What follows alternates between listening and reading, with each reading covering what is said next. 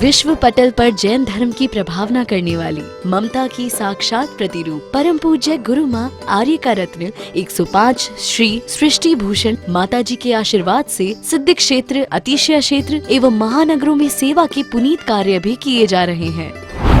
अनेकानेक आध्यात्मिक पुण्य के कार्य, साधुओं के आहार, विहार, औषधि एवं उपकरण आदि की व्यवस्थाएं सुचारू रूप से कई वर्षों से की जा रही है। माता जी और छोटी माता जी का बहुत बहुत धन्यवाद देना चाहती हूँ, क्योंकि अगर आज डैडी ठीक होके वापस सही हुए हैं इस उम्र पे, इतनी बड़ी प्रॉब्लम आने के बाद, उस एक किसी मिरेकल से कम नहीं है, किसी जादू से कम नहीं है, और वो सिर्फ माता जी लोगों के आशीर्वाद का ही फल है। माता जी पहुंची हरियाणा का प्रदेश, मंदिरों में ये स्थिति कि एक दो बूढ़े व्यक्ति चले जा कर के और यदि उनने अभिषेक कर दिया तो बस इतना हो गया। बाकी के लोगों को कोई धर्म कर्म से मतलब, वहाँ माता जी गईं और बंधुओं में खुद वहाँ पर गया माता जी के वहाँ हरियाणा प्रदेश में। ऐसी प्रभावना हुई कि 50 व्यक्ति वहाँ पर पूजा करने लगे। साथ ही सामाजिक सेवा के भी कार्य समिति द्वारा कार्यरत है। बच्चों की शिक्षा, गरीबों की सहायता, वृद्ध एवं असहाय लोगों को आश्रय दिया जाता है। गौ संरक्षण एवं संवर्धन के लिए गौशाला का निर्माण एवं चारा जैसी सराहनीय कार्य किए जा रहे हैं। देर न करें, आज ही जुड़ें ऐसे महापुण्य के कार्यों से। 1 लाख से अधिक राशि देकर संरक्षण आदि पद प्राप्त कर सकते हैं। साथ ही छोटी राशि दान करके भी पुण्यार्जन कर सकते हैं। आप अपनी दान राशि दिए गए निम्नलिखित बैंक खाता विवरण में जमा करा सकते हैं। अधिक जानकारी हेतु संपर्क सूत्र। वक्त से पहले मैं हादसों से लड़ा हूँ, वक्त से पहले मैं हादसों से लड़ा हूँ, मैं अपनी उम्र से नहीं अनुभवों से बड़ा हूँ। मैं अपनी उम्र से नहीं अनुभवों से बड़ा हूँ, क्योंकि बड़ा होना कोई बड़ी बात नहीं है। हर आदमी बड़ा होता है, बूढ़ा होता है और चला जाता है, लेकिन कुछ ऐसे होते हैं जो बचपन में जाग जाते हैं, और कुछ और उससे विशेष होते हैं जो जाग जाते हैं और जगा देते हैं। वरना तो लोग सोए सोए मर जाते हैं। आते हैं तो पहले माँ के पेट में सोया, पहले माँ के पेट में सोया, फिर खाट पर सोया, फिर संगनी के संग सोया, फिर अस्पताल के बेड पे सोया, और आखिरी के दिन क्या आरती पर सोया। सोने सोने में तूने पूरी जिंदगी गुजार दी। क्योंकि कहते हैं कि वास्तव में हमारी जिंदगी कैसी है। पहले खिलौना का बोझ, बाद में बहारों का बोझ, लकड़ी में सहारों का बोझ, और मर गए तो चिता के अंगारों का बोझ। बोझ बोझ में तुमने जिंदगी खत्म कर दी। जन्मी धरती की शोर मचावे, मरत ही पातक छावे। क्या इंसान है। जन्म धरती की सूतक छावे, मरत ही पातक छावे। आते हो तो 10 दिन के लिए द्रव्य नहीं चढ़ती है, और जाते हो तो 13 दिन के लिए द्रव्य नहीं चढ़ती। कैसा पुरुषार्थ करो। कहते जन्मदिन के भरोसे जिंदगी ये कट गई, जन्मदिन के भरोसे जिंदगी ये कट गई।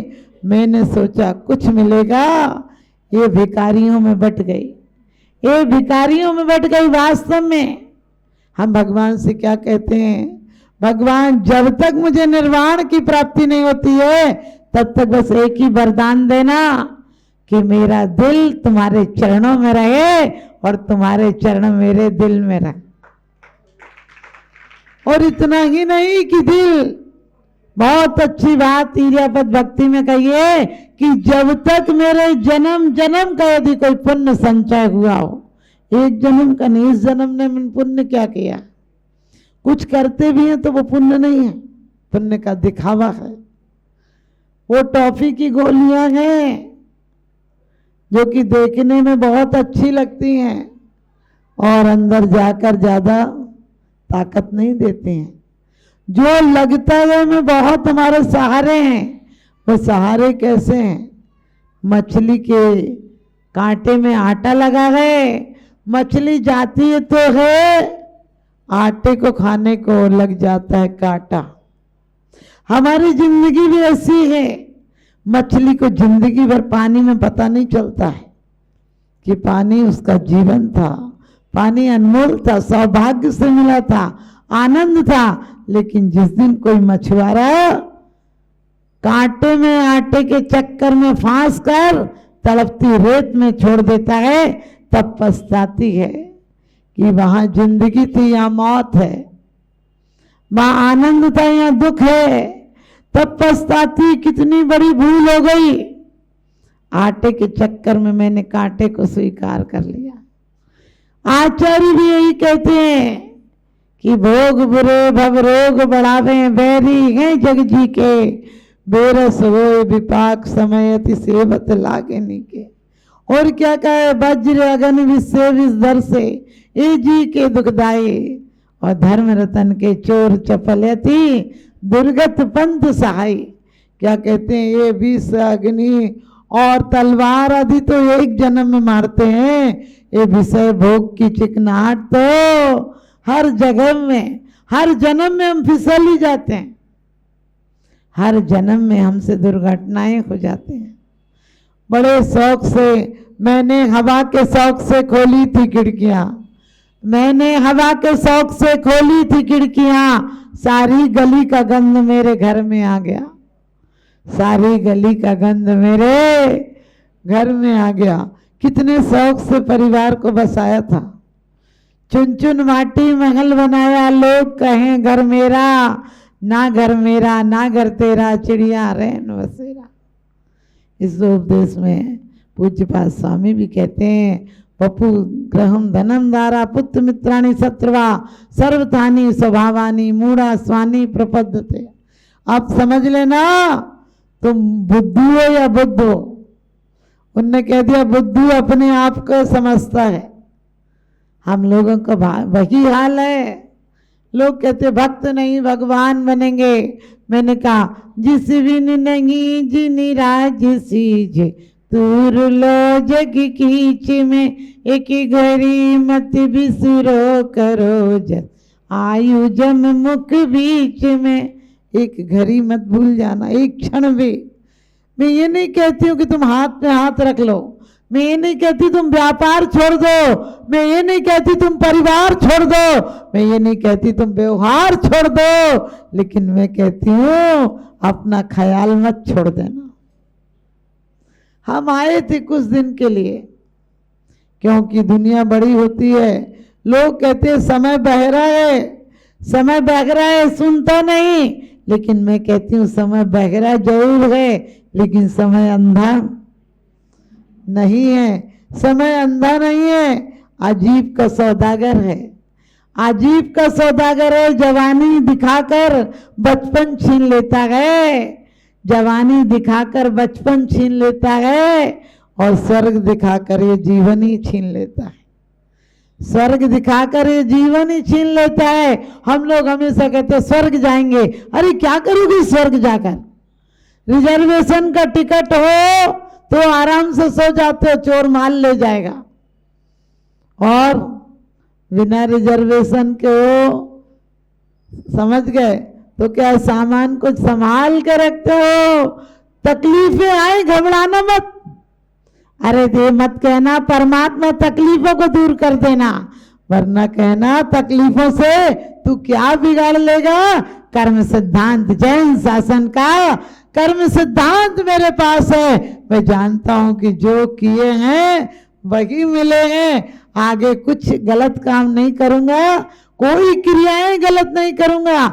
यदि गलत हो जाए तो उन्हें भी उपसर्ग और परिश्रय मानकर उन्हें भी सौगात बना दूंगा, उन्हें भी सीढ़ियां बना लूंगा। मूर्ख और ज्ञानी में क्या अंतर होता है? मूर्ख अज्ञानी क्या करता है और ज्ञानी क्या करता है? मूर्ख पत्थरों से सिर फोड़कर या किसी के दूसरे के फोड़ता है या खुद फोड़ता है, परमात्मा को गालियां देता है, और बुद्धिमान उन्हीं पत्थरों से सीढ़ियां बना लेता है। आपको भी जो जीवन में मिला उसे सीढ़ियां बनाओ, परमात्मा को दोष मत दो। एक नई नई बहू आई, पहले बहू आती थी तो मुंह दिखाई देते थे, क्योंकि मुंह देखने के भी कुछ नेक देते थे। लेकिन आजकल क्या दोगे, वो पहले ही से चंदा निकाल कर आती है। पहले मुंह पर पर्दा होता था तो बड़ी उत्सुकता होती थी। काली भी हो तो लोग कहते थे गोरी है, कोई मर जाए घूंघट निकाल के कहते रहो, बिल्कुल सत्य घटना है। एक दादी जी थी हजारीबाग, हम लोग बच्चे थे, तो वो आज से 50 साल पहले भी कहती थी कि बेटा आग लग गई जमाने में, बहुत सुंदर भी थी बात, और हम लोग बच्चे थे तो हम कहते थे क्या आग लग गई दादी जी, तो बोलती थी कि आजकल की तो छोरियां रो के ही नहीं जावे, यानी आजकल की बच्चियां रो कर नहीं जाती हैं, हमारा जमाना तो ऐसा था कि मैं तो घड़ी रोऊं थे, बहुत रोती थी, ऐसे बोलती थी। तो हम बोले कि दादी जी क्या हुआ, बोले आजकल की बच्चियां तो ऐसे करके चली जाती हैं। बोलती दादी रो मत ना, और बोले हमारे टाइम में तो बहुत रोते थे। हमने कि दादी आप कितने दिन तक रोई, बोली मैं तो सालों तक रोती थी। फिर उन्होंने बताया कि पर्दे में बड़े फायदे थे बेटा। हमने कि क्या फ़ायदा था, बोली मेरे ससुर मर गए थे तो वो बहुत चिल्लाते थे, उनके सामने हम चप्पल पहन के नहीं निकल पाते थे, दिन भर गर्मी हो तो भी इतना घूंघट डालो, क्या पता कभी निकल जाए तो बोली वो मर गए तो मुझे खुशी हुई थी। वो बोली वो मर गए थे तो मुझे अंदर अंदर खुशी हो रही थी कि चलो अच्छा है बाबूजी मर गए, अब कोई चिल्लाएगा नहीं। लेकिन बोली कि मेरी उम्र ज़्यादा 15 साल की थी, तो बोली मेरी सास वादी बोलती थी पल्ला ले ले पल्ला ले ले, तो मैं पूछती थी पल्ला कैसे ले लूँ, तो बोलती थी कि घूंघट डाल ले, और बोलती रहे कि बाबूजी इतने जल्दी क्यों चले गए, बाबूजी कुछ दिन तो रहते, बाबूजी मैंने तो आपकी सेवा ही नहीं की। तो बोली कि मैं घूंघट डाल लेती थी और रोती तो थी नहीं, लेकिन जितने लोग आते थे वो कहते थे लान विंदड़ी कत्ती पारी है, यानी बहू कितनी प्यारी है, कितनी रो रही है ससुर के लिए। आप समझ गए घूंघट में कितने फायदे थे, रोना नहीं आए तब भी लोग कहते थे कि कितनी प्यारी बहू है, कितनी रो रही है। सोच कर देखना, काली भी हो तो लोग कहते थे फलाने की गोरी जा रही है। अब वो चंदा निकाल के आती है, और चंदा के अब तो मुझे तो बड़ा खतरा होता है। अरे पहले इतनी लाज होती थी कि लोगों को उत्सुकता होती थी, और ससुराल के प्रति भी बहुओं को भी जिज्ञासा, क्या पता कैसे होंगे, तो 1-2 बार तो अच्छे से बोलती थी। आजकल वो, और माँ बाप का भी दिल दुखता था, कहते थे कि दिल दुखता आता रोना है, घर से जा रहा खिलौना है। आज फोन पे इतनी लगी रहती कि लगता चली जा, तू अपने घर ही चली जा। जब सारे बात तो पहले ही कर लेगी तो बाद में तो माथा फोड़ी करेगी, फिर क्या करेगी घर में जाके। तो ध्यान रखना, ये सब हमारे बुजुर्गों ने जितनी रीतियां बनाई थी बहुत अच्छी बनाई थी। तो एक नई नई बहू आई, सास ने उसे मुंह दिखाई में अंगूठी दी, बोली नहीं और अच्छी चीज दो। सास ने उसे हार दिया, बोली और अच्छी चीज दो, मुंह नहीं खोला उसने। सास ने उससे पूरा सेट दिया, बोली और अच्छी चीज दो। सास बोली तगड़ी दी, बोली नहीं और कुछ दो। तो सास ने पूरी तिजोरी की चाबी दे दी, बोली ये तो आपके बाद अपने आप मिल जाएगी। समझ गए, ये तो आपके बाद अपने आप मिल जाएगी।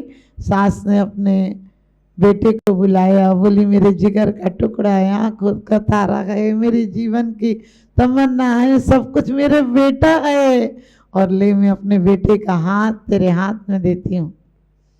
तो बहू बोली ये तो कल पंचायत में मिल गया था, ये तो कल पंचायत में मिल गया था, और अच्छी चीज दो। सास बोली बेटे से बढ़कर मेरे पास क्या है, मेरा बेटा ही है, मैंने उसका हाथ दे दिया, और अच्छी क्या चीज दूं, तू बोल वो ही दे दूंगी।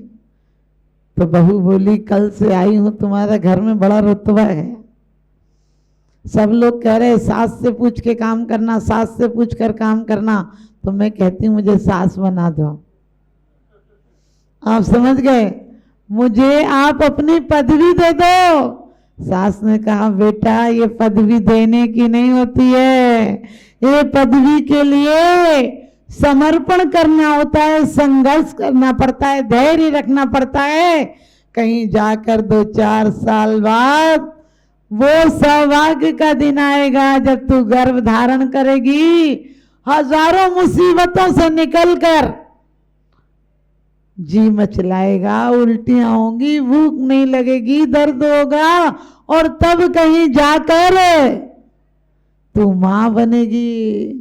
वो बोली जब मैं माँ बनूं तो मुझे जगा देना। सास बोली जब तू माँ बनेगी मैं जगाऊंगी कि तू मुझे जगाएगी।